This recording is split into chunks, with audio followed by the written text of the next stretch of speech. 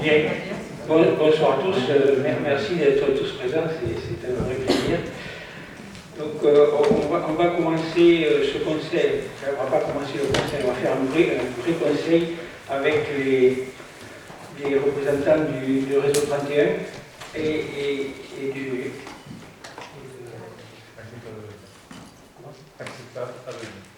Accepte à l'avenir, qui est une agence qui se spécialise dans la concertation. Donc, normalement, Jean-Denis, vous devez être là en tant que président de la commission territoriale. Et voilà, c'est M.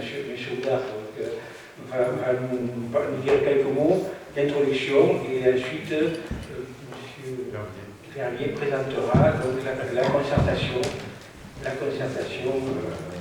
qui est prévue donc, dans le marché. À vous, M. Oudard. Bonsoir à tous. C'est Oudard, je suis directeur général adjoint à Réseau 31, le syndicaliste de l'eau et de l'assainissement de Haute-Garonne. Je suis avec Mélissa Touron, qui est en charge des travaux au sein de Réseau 31. Donc, depuis l'adhésion de la communauté de communes à Réseau 31 donc au 1er janvier 2019, nous avons récupéré le projet d'extension de la station d'épuration.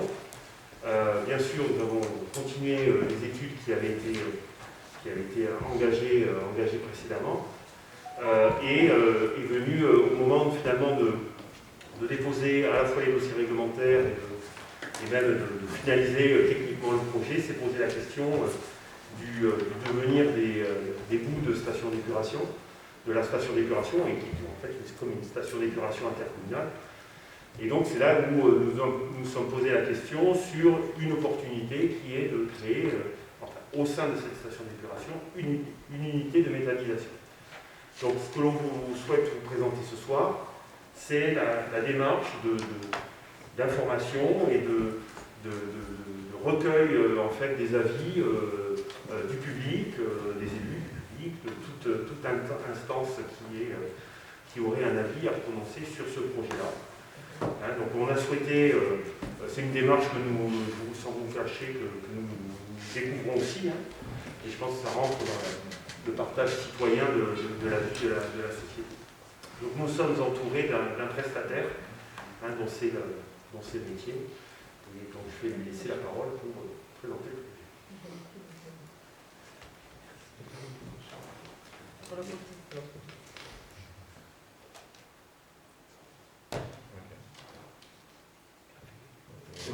C'est bon, ça marche. Monsieur le maire, monsieur le directeur, merci beaucoup. Mesdames, messieurs, bonjour. Donc, je vais vous présenter en effet la partie appelée projet de communication de concertation autour de la problématique de la méthanisation au sein de la station d'épuration de la commune d'Autorive dans sa phase d'extension. Donc, mon objectif, ce soir, c'est vraiment de vous informer, vous déjà en premier, les élus concernés, de cette démarche et de vous montrer la méthodologie que l'on a proposée, qui a été retenue par le syndicat. Et bien évidemment, je suis là aussi pour répondre à toutes vos questions, que ce soit pendant ou après la présentation. Donc, la première chose à dire, c'est que c'est vraiment une phase projet, dans laquelle rien n'est décidé, rien n'est arrêté, à part le fait qu'il y a une volonté d'être dans une démarche de concertation. Donc, c'est bien une démarche dans laquelle les avis, comme il a été dit, vont être recueillis et le projet va être dessiné collectivement avec des allers-retours, c'est comme ça que ça fonctionne. Donc il y a des propositions qui sont faites, qui sont évaluées, qui sont regardées, des suggestions, et s'il faut remettre le travail en place, on le fait, et autrement, donc on fait des adaptations et on avance. Voilà. Donc c'est vraiment un processus dynamique, collectif, qui va se placer à l'échelle du syndicat, c'est-à-dire sur plusieurs collectivités, mais vous êtes la commune la première concernée, puisque géographiquement, la station est sur votre commune. Alors, dans une concertation sincère, tout est discutable, y compris donc la méthode que je vais vous proposer. Donc ça veut dire que si dans ce que je vais vous proposer, il y a des choses qui vous paraissent bizarres, n'hésitez pas à le dire, on est aussi là pour réfléchir avec vous sur la bonne façon de procéder. Alors, sur la description du projet technique, je vais retenir la parole. Donc, aujourd'hui, vous, parce que quelque part, ça appartient aux citoyens d'Autorive, votre station d'épuration est d'une capacité de 10 000 équivalents habitants. Elle est à peu près on frôle les 80% de charge, ce qui veut dire que il va arriver un moment où son extension peut être pénalisante sur le développement de la commune. Donc il faut prévoir son extension, c'est ce qui avait été décidé précédemment. Et donc dans les études prospectives en lien avec les documents d'urbanisme et le SCOT en particulier, donc c'est un objectif de 22 000 équivalents habitants qui a été retenu. Le site, en fait, actuel est relativement opportun puisqu'il y a déjà des réseaux et il y a, même si c'est assez dense, il y a suffisamment de place pour prévoir cette extension. Il y a bien sûr le rejet dans l'Ariège à proximité avec un débit qui est quand même satisfaisant pour avoir un niveau de traitement qui ne soit pas non plus de très haute performance, puisqu'il y a une recherche en effet aussi de dilution des rejets.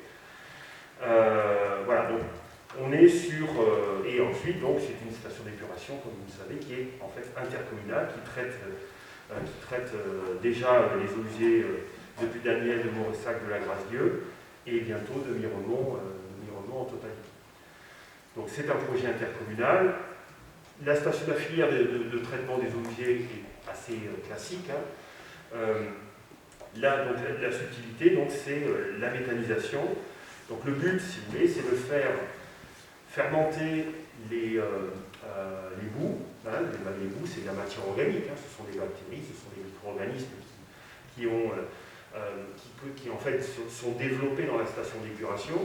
Et il va arriver un moment où ils auront tellement absorbé de nutriments qu'ils vont précipiter et on récupère en fait cette boue et pour en fait ensuite la déshydrater. Donc et ensuite elle est traitée pour que justement il n'y ait pas que le caractère pathogène en fait du micro-organisme soit supprimé. Donc le but là, c'est d'utiliser le potentiel fermentescible de ces micro-organismes pour produire du gaz, pour produire carrément du méthane. Voilà.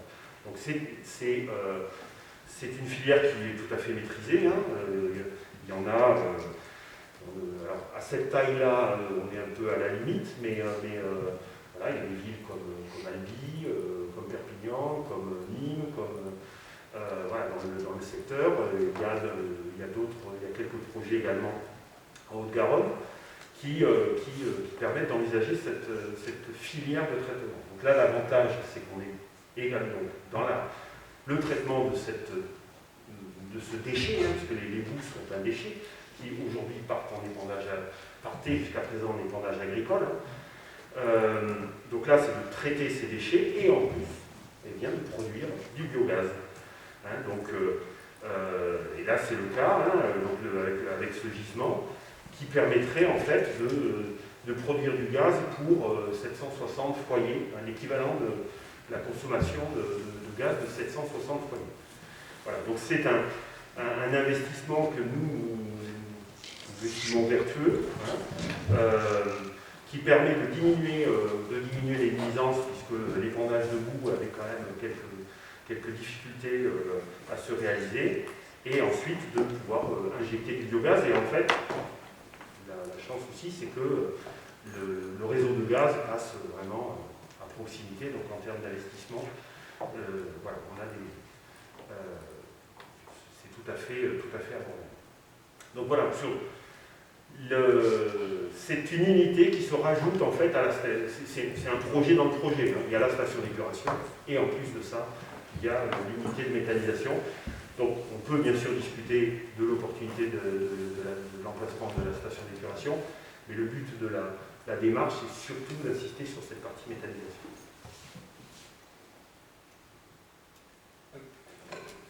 Donc la motivation de cette méthanisation, donc, qui va transformer ce qui est produit par la station d'épuration qui est solide en gaz qui va être injecté dans le réseau de GRDF, c'est de s'inscrire dans la transition énergétique. Le développement durable, ça fait partie des énergies qu'on qualifie de renouvelables.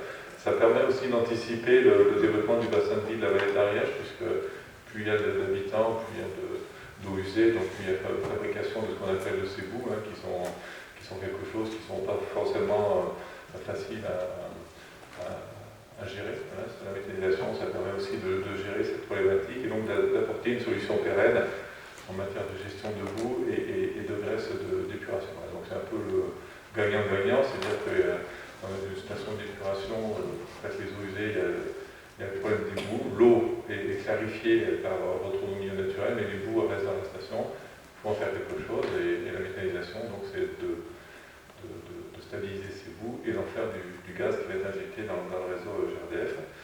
Alors, une méthanisation, concertation, donc on parle d'un projet technique, et d'un seul coup on va parler de quelque chose qui est plus donc, de la communication et de l'information. Alors pourquoi une concertation par rapport à ce type de projet? Alors, je pense que déjà, globalement, la société actuellement est quand même en demande de débat avant toute modification assez importante sur son cadre de vie, au sens très large du terme. Et en ce qui concerne la méthanisation, on doit mettre en balance, bien évidemment, tout ce qu'on a tendance à proposer quand on est promoteur du projet, donc c'est-à-dire à mettre en avant, c'est-à-dire tout ce qui est avantage recherché, hein, donc gestion circulaire et vertueuse des déchets, réduire le trafic, protéger l'environnement dans le trafic des allers-retours des boues à la station, répondre aux besoins démographiques et économiques. Oui, d'accord, mais il y a aussi des points de vigilance qu'il ne faut pas négliger, qui peuvent être par exemple des nuisances olfactives. Alors ce que je décris là, c'est des craintes que l'on retrouve assez régulièrement autour des projets de méthanisation. Je ne suis pas en train de dire que c'est ce qui va se passer vraiment, mais enfin, ce sont des craintes légitimes. Donc des perceptions de risque de nuisance olfactive, des perceptions de risque d'explosion, impact sur le paysage, perte de valeur des habitations et risque de pollution. Voilà. Donc il y a obligatoirement, avec des projets comme cela, des questionnements légitimes, voire des inquiétudes. Donc il ne faut pas uniquement se concentrer sur le côté positif du projet, mais aussi prendre en compte tout ce que ça peut entraîner comme questionnement. Et l'objet de la concertation, c'est bien ça, c'est de trouver un équilibre entre ce qui va être d'intérêt technique, économique pour la problématique de la gestion des eaux usées et des boues, et de l'autre côté, le cadre de vie des citoyens, des riverains et plus largement des habitants du territoire. Alors Alors j'en profite pour me présenter, puisqu'on a parlé de concertation, donc comme il a été dit, il y a eu un marché public qui a été passé, on a répondu, on a eu le plaisir d'être retenu. Acceptable Avenir, c'est une entreprise qui vient du CNRS, que j'ai créé il y a 10 ans, l'entreprise, par le CNRS, et qui s'est positionnée volontairement sur tout ce qui est problématique de ce qu'on appelle la transformation écologique. Parce qu'il ne suffit pas de dire on va travailler pour l'environnement ou la transformation écologique pour que tout se passe bien et qu'il n'y ait pas d'incidence sur la vie de chacune et de chacun. Donc notre métier à nous, c'est vraiment d'être là, d'être les garants du fait que les choses soient faites en concertation, qu'on trouve un consensus, qu'on prenne en compte les divergences d'intérêts, qu'on essaye de fabriquer tous ensemble de la convergence.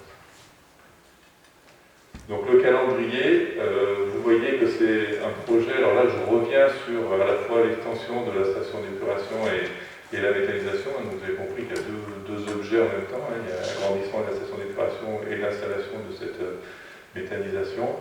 Donc c'est quelque chose qui va apporter jusqu'à début 2025 en termes de lancement, de réception, c'est-à-dire que les travaux sont finis. Et l'information, concertation, c'est tout au début. J'avoue que je salue les promoteurs de ce projet, parce que souvent on nous appelle quand le projet est mal engagé et qu'il commence à y avoir quelques contestations, et souvent c'est beaucoup plus tard que ça. Donc ça c'est vraiment très très bien qu'on soit très à l'amont et qu'on puisse vraiment avoir des vraies interrogations et des vrais ajustements possibles du projet. Et il y a plusieurs façons d'ajuster un projet, mais ça on aura le temps de voir dans l'année 2021, puisque l'information et la concertation va durer à peu près cette année 2021. Bon, voilà, il y a déjà près de 3 mois, donc il nous reste 9 mois. C'est une bonne période pour arriver à faire émerger ce projet.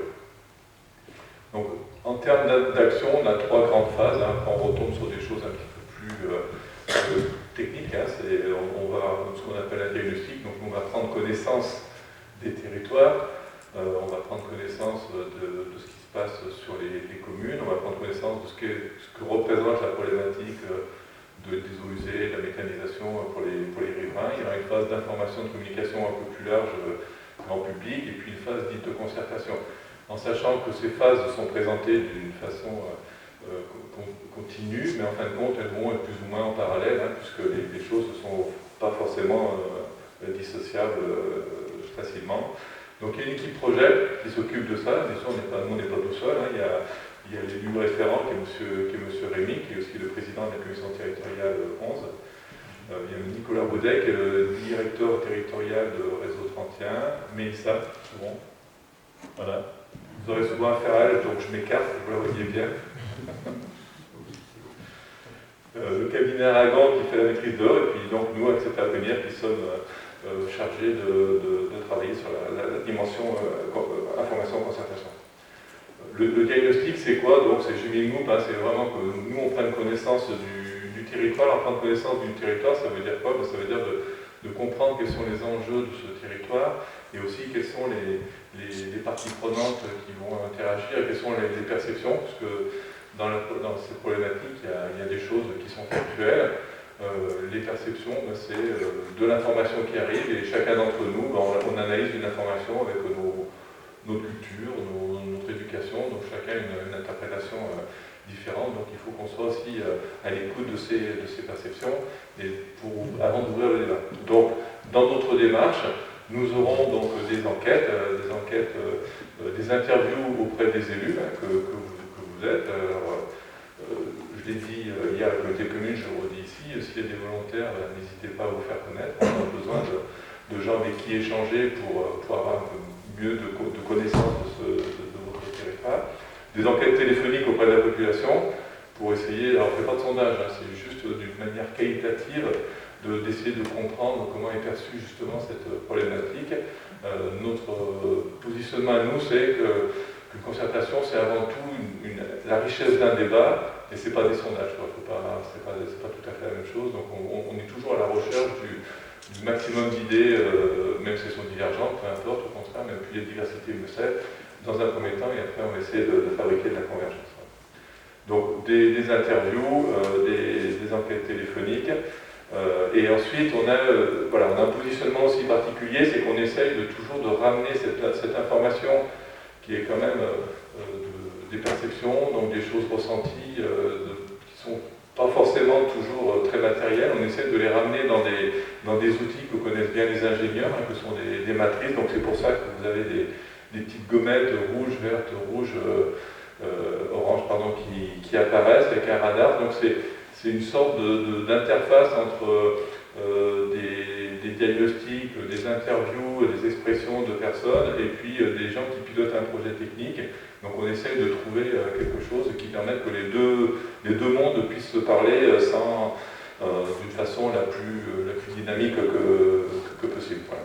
On ne modélise pas les gens, hein, c'est pas ça, c'est simplement qu'on essaye de faire émerger les points forts, les points de vigilance que l'on a récoltés. Et à partir de là, ça nous permet aussi de construire notre information, parce que ça ne sert à rien de préjuger de ce que pensent les gens pour faire une information que l'on veut être la plus ouverte que possible si on se trompe de cible. Hein. Si on met en avant des avantages qui ne sont pas perçus comme tels, ben c'est pas forcément positif, ça aura plutôt un effet chiffon rouge qu'autre chose. La communication, elle commence dès aujourd'hui, puisque vous êtes des élus, vous êtes entourés de citoyens, de vos familles. Donc l'idée, c'est de déjà dire que c'est un projet qui démarre dans une vraie volonté de concertation. Donc la première communication à faire, c'est de dire qu'il y a une concertation. Voilà, c'est sincère le plus que possible, en tous les cas. Nous, on est là pour garantir ça, et en tous les cas, c'est la première chose qui peut être faite, c'est-à-dire que les points techniques ne sont pas du tout décidés, résolus, il y a encore du champ pour discuter.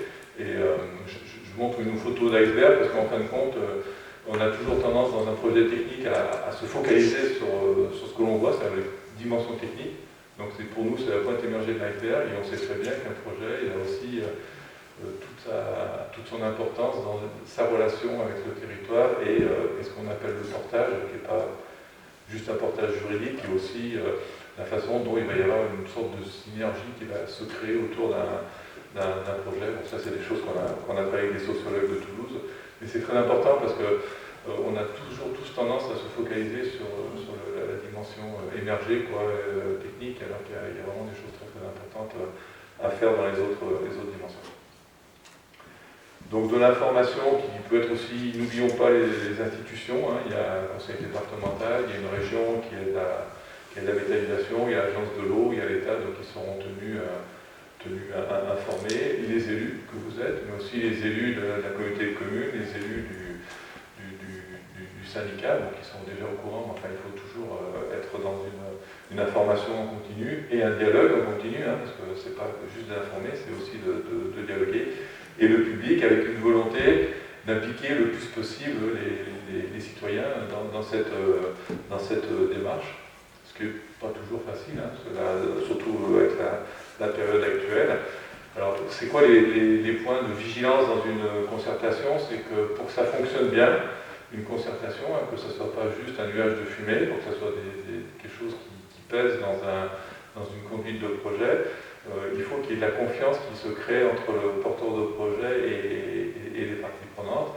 Bon, et ça ne suffit pas de le dire, il faut le démontrer. La confiance, ça ne se décrète pas, ça se gagne. Donc il y a une vraie exigence auprès du porteur de projet que de se lancer dans une concertation, parce que ça veut dire qu'il va falloir qu'il soit à l'écoute, qu'il soit en capacité de démontrer qu'il va être capable de prendre en compte toutes les propositions, toutes les expressions, et à partir de là, de co-construire son projet. Donc ça, c'est un vrai engagement, et bon, ça le mérite, il faut le saluer, parce que c'est pas toujours le cas. Hein. Donc, des fois, il y a des fausses concertations, donc là, a priori, les décideurs sont dans une vraie concertation, et une fois que la confiance est établie, c'est beaucoup plus facile de venir présenter les choix, les décisions qui seront prises.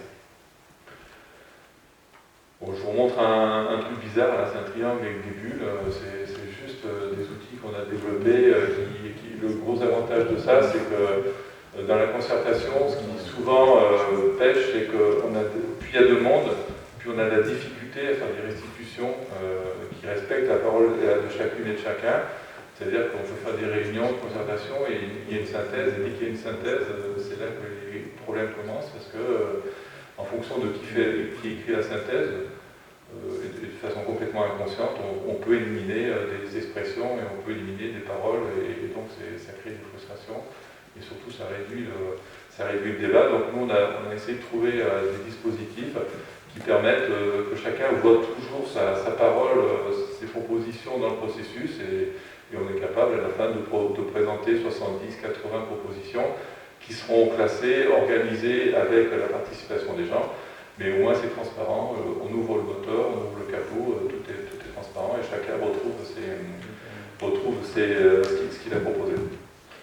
Donc 5 étapes, je ne vais peut-être pas forcément rentrer dans le détail, mais c'est juste pour vous dire que c'est quelque chose qui est cadré dans le temps, qui est complètement ouvert à laisser le temps à la discussion, mais qui a des points de repère. Voilà, c'est-à-dire que nous, on a un client qui est le réseau 31, c'est la première fois qu'il s'en va en concertation, donc on a de quoi lui dire, voilà, la prochaine étape c'est ça, ce qui est attendu c'est ça, et auprès de tout le monde d'ailleurs, donc c'est des points de repère, c'est plus pour ça que je vous montre ça, c'est un processus qui est organisé, structuré, mais qui est complètement ouvert dans la discussion.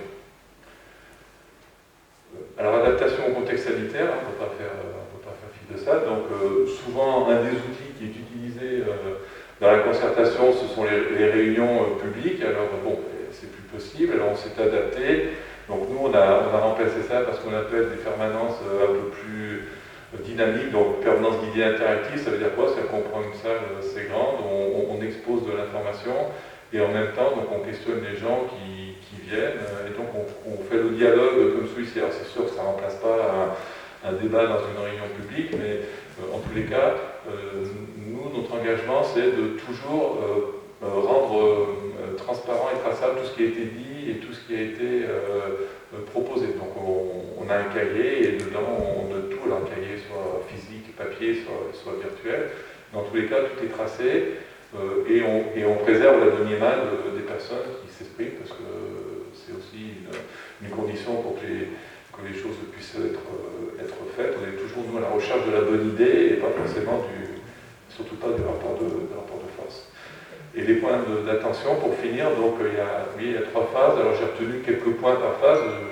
Donc le premier, c'est que dans le diagnostic, il y aura des interviews d'élus, donc on viendra vers vous pour savoir, on verra ça avec monsieur le maire, pour savoir qui est volontaire et qui est désigné d'office. Je ne sais pas si vous fonctionnez comme ça. C'est une boutade, excusez-moi. La communication, donc c'est communiquer. La communication, vous pouvez d'ores et déjà communiquer sur le fait qu'il y a une volonté de concertation. Voilà, vous pouvez parler de ça sans connaître la mécanisation. Vous n'avez pas besoin de connaître la mécanisation pour dire que c'est dedans. Et le point important, c'est que concertation n'est pas décision. C'est-à-dire ça, il ne faut pas tromper les gens qu'on invite à concerter. C'est-à-dire que la concertation, c'est une réflexion collective, mais à un moment, il y a toujours un décideur. Et en l'occurrence, c'est la commission territoriale, c'est le syndicat mixte qui est le premier décideur, et le deuxième décideur, c'est la ICPE, donc c'est la préfecture qui donnera son avis. Mais donc c'est bien une phase de réflexion, de co-construction, mais voilà, il faut jamais oublier de dire ça, parce que des fois on se trompe un peu et on confond. On a quelques exemples actuellement dans l'actualité, on a confondu réflexion et décision, et ça fait jamais bon ménage quand même. Donc vous avez les coordonnées, vous n'hésitez pas, donc un téléphone portable, bon je pense avoir mis une adresse mail, mais bon, n'hésitez surtout pas à appeler, on vous répondra, on mettra en place une adresse mail dédiée au projet qui permettra d'exprimer tout ce que vous avez envie de dire. La présentation vous sera transmise avec le compte rendu de... Voilà, on la fera parvenir à tous les élus dès que nous aura été transféré. Merci de votre attention. Si vous avez des questions, n'hésitez surtout pas, et toutes mes excuses aux personnes qui étaient dans mon dos. Les questions, pas très poli. Monsieur Matiboué, je crois qu'il participe déjà à la concertation. Merci. Ce n'est pas la même question qu'hier soir, donc c'est un peu plus technique. C'est concernant les matières entrantes et sortantes. On comprend que pour l'usine de méthanisation, donc ce sont les boues de la steppe qui entrent. Est-ce qu'il y a d'autres matières entrantes dans l'usine de méthanisation, d'autres apports? Et est-ce qu'il y a des matières sortant des déchets quelconques? Alors, le principal pouvoir, oui, ce sont les boues, donc les boues de la station d'épuration, mais également les boues des stations d'épuration de la communauté de communes, hein, qui seront dans le dimensionnement, donc environ des petites stations d'épuration d'environ 30 km autour au grand maximum de la station. Ce qui nous intéresse, ce sont les graisses également. Donc, une station d'épuration, ça produit des graisses. Donc c'est de récupérer ces graisses-là pour pouvoir, qui ont même un pouvoir méthanogène beaucoup plus important. Ça peut être aussi, mais là, indépendamment de la méthanisation, il était prévu une unité de dépotage des graisses sur le site de la station d'épuration. Donc ça va permettre à des vidangeurs aussi privés qui collectent les graisses, et je pense en particulier aux restaurateurs, à toute la partie agroalimentaire, de dépoter leurs graisses sur cet endroit. Donc ce sont les deux seuls, on va dire, entrants. Après, oui, à la fin, il y a un digestat quand même qui est produit. Hein, la méthanisation produit quand même un déchet, mais qui est un déchet organique, mais qui va être concentré. Et là, ça va rentrer de notre côté dans une filière d'élimination. Et l'objectif, c'est que ce soit du compostage, mais qui ne sera pas du tout sur ce secteur-là.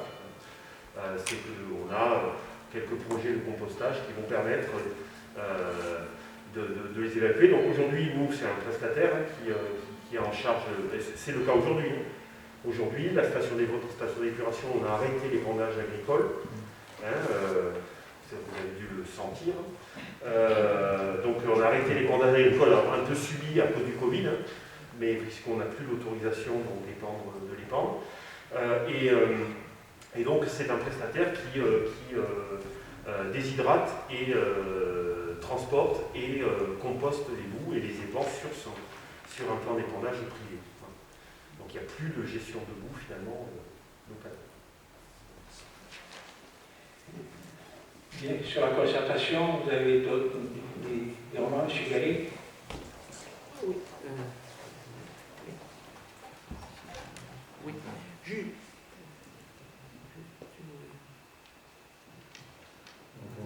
C'est bon? Non, c'était bon. C'est plus bon?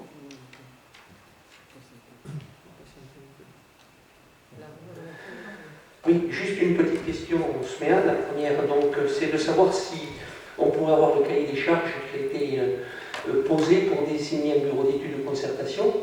Et la deuxième des choses, c'est de savoir quels sont les objectifs fixés au bureau d'études concernant cette concertation, à savoir est-ce que ce sont des objectifs, quels sont les objectifs à atteindre, c'est-à-dire est-ce qu'il est désigné pour justement atteindre un objectif qui est il faut construire cette steppe 22 000 équivalents habitants, ou voilà, enfin, quels sont les objectifs, les finalités. Donc tout ça, c'est certes de définir le cahier des charges. Hein, voilà, pour moi, c'est quand même un point fondamental, à savoir si la concertation n'aboutit pas, ou véritablement, s'il y a de la négation au regard de ce projet. Est-ce que le SMEA reviendra sur ce projet ou est-ce que vraiment la concertation est faite pour dire, bon ben écoutez, vous avez un objectif, c'est d'aboutir et c'est de faire admettre à la population que, ma foi, elle est indispensable en tant que telle que présentée sur le plan technique, telle que présentée sur le plan juridique ou administratif. Monsieur Gallet, il y a deux choses. La première chose, c'est la station d'épuration. Cette station est nécessaire, donc le lieu est le même que la station actuelle, donc je pense qu'il n'y a aucun souci. La concertation a porté sur le projet d'une usine de méthanisation. C'est là-dessus que ça a porté. Monsieur Boudard. Alors, le premier slide, pour moi, est clair, hein, c'est-à-dire qu'il y a aujourd'hui réversibilité du projet. Il n'y a aucune ambiguïté là-dessus. Simplement, ça c'est quelque chose d'important. Presque finalement sur la construction de la station d'épuration classique, on est prêt. On est prêt, toutes les études sont bonnes. On a fini là, les études archéologiques sont bonnes, les études géotechniques sont bonnes, les dossiers, voilà. On a un préaccord des services de l'État, voilà. Donc on veut faire mieux. L'objectif c'est de faire mieux que finalement, c'est quand même un investissement de près de 6 millions d'euros. Hein. Donc se dire qu'on fait mieux que ça, on fait pour la partie uniquement station d'épuration. Donc on a cette ambition-là, de mener un projet ambitieux. On a partagé avec les élus et ils nous ont dit pourquoi pas, mais on se dit franchement, ils nous ont dit il y a un planning à respecter, on ne veut pas gêner le développement de la commune. Ok, on rentre dans ce planning-là et donc on est parti sur cette idée de concertation. Dans la prestation du bureau d'études, il n'y a pas d'obligation de résultat. Il n'y a pas de, comme il a été dit, c'est quelque chose qui se prend assez tôt, ça aurait pu être pris un peu plus tôt, mais c'est vrai que généralement ça se prend plus tard. Donc on est là pour justement recueillir des avis. Donc il faut distinguer l'information de la concertation. Il y a toute une phase d'information, il faut que le grand public, les élus, les institutions, le milieu associatif, tous ceux qui interviennent dans le domaine de l'environnement, eh bien, aient accès à cette information et qu'on puisse après recueillir leurs avis. Une fois qu'on aura ce résultat-là, le bureau d'études va recueillir cet avis. Hein. Voilà, il va nous formaliser finalement cet avis. Et ce seront des élus qui décideront la poursuite ou pas du projet. C'est vrai que si nous nous lançons dans cette démarche-là, c'est que déjà nous, côté de l'administration, nous sommes convaincus de l'intérêt. Mais après, ce sont des élus qui vont décider de la poursuite. Voilà, donc on peut, les objectifs du cahier des charges sont tout à fait communicables. Hein, et là-dessus, voilà, il n'y a pas d'anguille sous roche. Hein, je veux dire, c'est vraiment, on est en plus, si vous voulez, c'est un formalisme qui est assez cadré, puisque on a obtenu un financement de la région pour cette démarche de concertation, et on respecte un cahier des charges qui est imposé par le conseil régional pour tout projet similaire. Donc si vous voulez, c'est pas, et puis pas que la méthanisation, des éoliennes, des panneaux photovoltaïques, tout projet environnemental qui veut bénéficier plus tard du financement de la région doit passer par cette démarche-là. Donc nous, on vous l'a dit, c'est pas notre métier, hein, on n'est pas le cœur de métier. Donc on s'est attaché d'un spécialiste, et pour désigner spécialiste, on a respecté les consignes qui viennent en particulier de la région. Pour compléter, vous avez raison, monsieur, il faut toujours être vigilant par rapport à ce processus de concertation, parce que dans le passé, ou même dans l'actualité, il y a toujours des cas de figure où on n'est pas dans la concertation, on est dans autre chose, on est dans une tentative de passage en force ou de pression. Bon, ce que je vais vous dire, ça n'engage que moi, puis je vous demande surtout de ne pas me croire tout de suite, mais plutôt dans le temps, c'est je choisis mes clients. Quoi. Donc si je vois qu'on est plutôt dans une volonté de forcer quelque chose, déjà je ne sais pas faire ça, moi je ne suis pas un communicant, hein, je suis dans autre chose, donc je suis vraiment dans mettre toute mon énergie possible pour être dans une vraie concertation, que chacun puisse s'exprimer, et qu'à la fin les décideurs puissent prendre leurs décisions en fonction de ce qui a été remonté. Mais moi je n'interviens pas dans quelque chose que ce soit, mais je le répète, ne me croyez surtout pas, hein, vous verrez dans le temps un usage. Voilà. Oui, c'était, si vous voulez, il y a tout un processus, et effectivement, il y a les enquêtes publiques, études d'impact, enfin, tout ce qui est lié à, bien entendu, la mise en place de ce type de projet. Donc cette phase de concertation est une phase supplémentaire, hein, vu qu'effectivement les lois relatives, la loi 135 sur les études d'impact et tous les textes qui régissent les enquêtes publiques, c'est quoi? C'est de la concertation au regard de connaître un peu l'opinion publique. C'est pour ça que je me suis permis de poser ces questions-là, au regard des objectifs fixés. Bon, ça me satisfait, la réponse du directeur me satisfait, de dire effectivement que dans un premier temps, il n'y a pas d'obligation de résultat, et il y a la réversibilité. Effectivement, si on s'aperçoit une station d'épuration qui est indispensable à la commune, ça c'est évident, hein, ben, ma foi, elle est plus adaptée pour une steppe de 40 000 habitants que 22 000 habitants, peut-être que ce seront les conclusions. S'il y a réversibilité, ben, je veux dire, tant mieux, ça veut dire que la phase de concertation, elle produit vraiment tous ses effets et que les objectifs ne sont pas verrouillés par un cahier des charges, comme je m'interrogeais tout à l'heure. Merci. Bien, pour terminer là-dessus, vous savez que les analyses des OEG donc, sont faites à l'entrée des stations et M. Goudard nous propose de nous montrer les derniers résultats. Voilà, bon, on va sur un autre sujet, hein, mais depuis le mois de septembre, on suit le Covid dans les eaux usées de 34 stations d'épuration du département. On diffuse chaque semaine à l'ARS et à la DDT les résultats. Voilà. Alors, là, ce sont les résultats pour vous expliquer. Donc, c'est alors, dans les eaux usées, dans les boues, hein, on mesure. Et donc là, ce sont les stations d'épuration on va dire, de ce qu'on appelle les commissions territoriales ici de la vallée de l'Ariège et celle du Lauragais.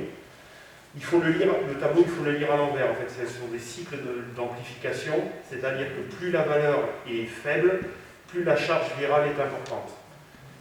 Donc, et quand au-delà de 40, en fait, ça veut dire que voilà, on ne détecte pas de virus. En fait, c'est des cycles d'amplification, et à chaque cycle, et dès qu'il y a la présence d'un virus, à ce moment-là, on comptabilise le nombre de cycles. Donc là, ce sont les points verts. J'espère que vous voyez bien du fond, peut-être pas trop. Si. Donc pour Autorive, là, ce qui était intéressant, c'est de vous montrer aussi les autres stations d'épuration du secteur. Bon, nous, pareil, notre métier, on n'est pas épidémiologiste, hein, donc, on travaille depuis février avec le CHU de Toulouse également, qui est peut-être l'instance qui est la plus dynamique sur l'accompagnement. Ce qu'on peut en tout cas nous dire sur le Covid, c'est que sur la commune d'Autorive, il est homogène, il est constant. Hein, il est constant, il n'est pas à des taux qui sont très élevés. On a eu des pics très importants. Voilà, par exemple sur Sainte-Gabelle, au mois d'octobre, sur ce point-ci, voilà. Là, donc c'était lié sur Sainte-Gabelle à un cluster qui était en formation à l'ASEI. Donc ça, on a pu. Il faut savoir qu'on a 7 jours d'avance sur l'apparition des symptômes dans la population. Donc là, on a pu donc, prévenir les élus. Donc voilà, donc ça veut dire qu'au niveau d'Autorive, inversement, ça veut dire que quand il y a des mesures sociétales qui sont mises en place, du type couvre-feu ou confinement, ben, ça ne se voit pas non plus. Hein, on a eu sur d'autres secteurs, sur Pinsaguel, sur Plaisance-du-Touche par exemple, ça a été radical. Le confinement a vraiment stoppé la propagation du virus dans les eaux usées. Après vous, on l'a interprété, mais en tout cas chez vous c'est voilà, c'est linéaire. Il n'y en a pas beaucoup, mais il y en a trop. Voilà. La carte, voilà. Et donc ça, c'est ce document-là que l'on produit. Donc ça, c'est les résultats de cette semaine, qui sont datés d'hier. Vous voyez, et donc c'est ce qu'on produit à l'État. Hein. Donc en bleu, ce sont les. Donc ça veut dire que tout va bien. Donc il y a le quart de rond, celui de gauche, ce sont les eaux usées, celui de droite, ce sont les boues. Les boues, c'est intéressant parce qu'en fait, c'est les boues qui sont produites issues de la centrifugation.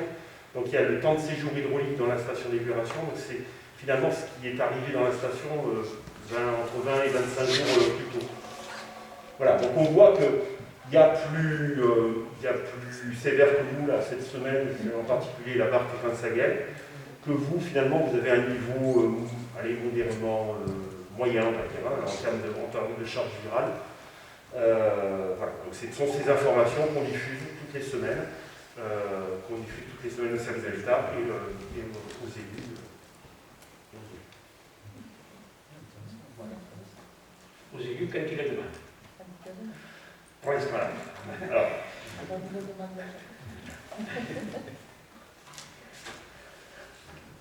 je retiens quand même sur la forêt. Bien. Je crois qu'on a largement dépassé les 20 minutes prévues. C'était bien quand même. Hein. Merci. Merci. Merci beaucoup. Bon retour.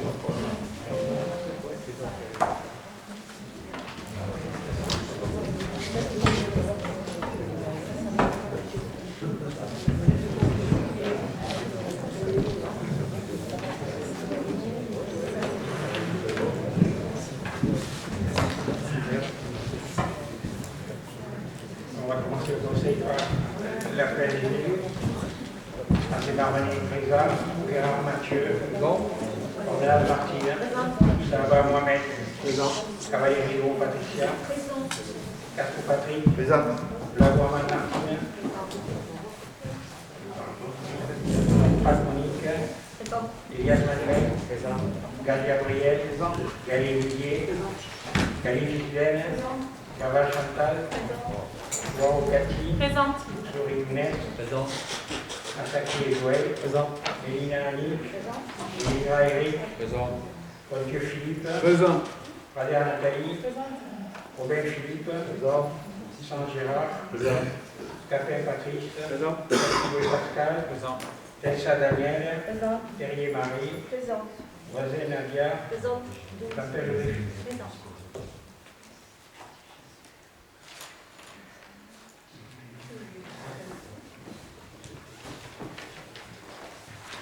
Alors, je propose Cathy Moreau comme secrétaire de séance.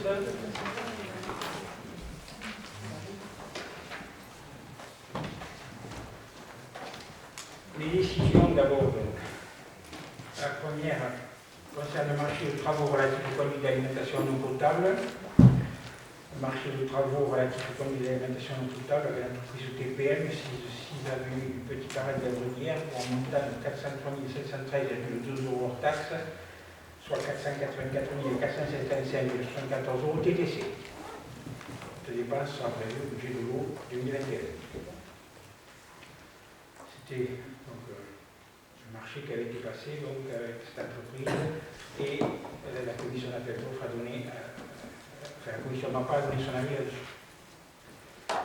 Ensuite, le projet de mission d'assistance à maîtrise d'ouvrage, projet photovoltaïque. Vu le projet de mise en place par la collectivité d'une production photovoltaïque, vu la proposition d'étude de faisabilité et de pertinence du projet, la société SPL AREC Occitanie sera souscrit un contrat de mission d'assistance à maîtrise d'ouvrage avec la SASPL, l'Agence régionale de l'énergie du climat Occitanie, dont le siège social est établi au 11 avenue Parmentier à Toulouse, pour un montant de 2125 € hors taxe, soit 2550 € TTC. Alors, il s'agit d'une étude pour des ombrières sur les parkings, voir si c'est possible. Ensuite, mission d'assistance à maîtrise d'ouvrage et de conception d'un prototype de traitement. Alors, vu le projet d'étude et conception d'un prototype opérationnel de traitement de données géographiques, vu la proposition financière de la société Datacode, il sera souscrit un contrat de mission d'assistance à maîtrise d'ouvrage avec la société SAS Datacode 622 route de Toulouse-Autorie pour un montant de 5 600 € hors taxe, soit 6 720 € TTC. Il s'agit donc de faciliter le traitement de toutes les demandes de travaux qui sont faites sur la commune, en particulier les petits travaux. Y a-t-il des questions? Oui, juste une petite observation, et ce n'est pas des missions, enfin ça y est, après dans le corps du texte, mais ce n'est pas une mission d'assistance à maîtrise d'œuvre, c'est une mission à maîtrise d'ouvrage. Parce que vous avez porté à 2 reprises à maîtrise d'œuvre pour les 2 décisions, la 16 et la 17, et dans l'intitulé du paragraphe. Il faut mettre maîtrise d'ouvrage et pas maîtrise d'œuvre. C'est bien maîtrise d'œuvre. L'ouvrage. L'ouvrage, vous le reportez ensuite. Il est souscrit un contrat de d'assistance à maîtrise d'ouvrage, pas maîtrise d'œuvre. On assiste à un maître d'ouvrage, pas un maître d'œuvre. Oui, oui.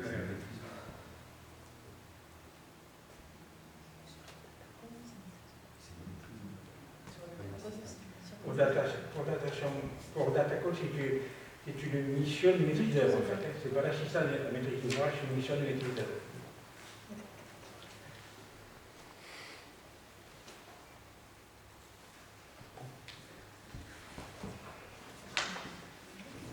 Alors la première délibération sur le vote des taux d'imposition des deux taxes directes locales, donc, vous savez qu'il n'y a plus donc, deux taxes directes d'imposition, le foncier bâti et le foncier non bâti, puisque la troisième, donc, taxe d'habitation est supprimée pour ce qui est des communes. Alors, ce qu'on vous propose, c'est de conserver